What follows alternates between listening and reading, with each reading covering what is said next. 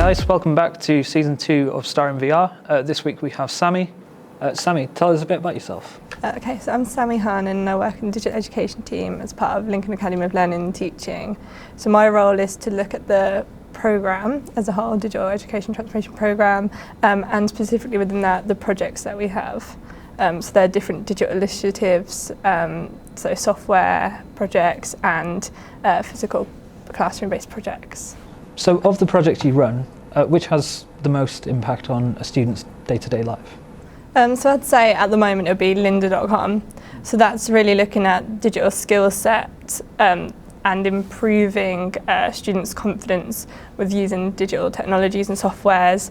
But there's also different videos on there that look at time management and those kind of softer skills that employers are looking for. So I think this is really important for students because they can go in to lynda.com, log in with their student credentials and look at videos that are specific to them, their course, or if they're interested in completely different courses that aren't aligned necessarily to their discipline, they can still view those and look more into detail at their own pace.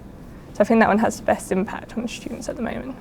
So how do you interact with schools and programmes? So for schools and programmes we interact with digital leads, and the digital lead is a nominated academic, and what we do is our team facilitates support for them to incorporate digital within their schools and programmes. So how does your team impact other parts of university life, such as lectures?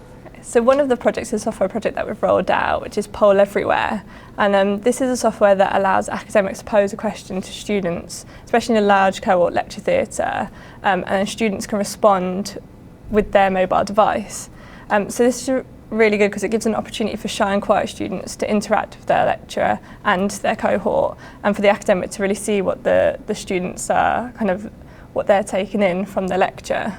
Other projects such as lecture recording. So this is also impactful for those students that may be dyslexic or can't keep up with the lecture. They can have an opportunity to watch the lecture again at their own pace and make more notes. So I think this is a real impact because it's that just in time at the students' pace, so they can keep up with the lectures through the use of online tools. So you've just done your lab. How did you think it went?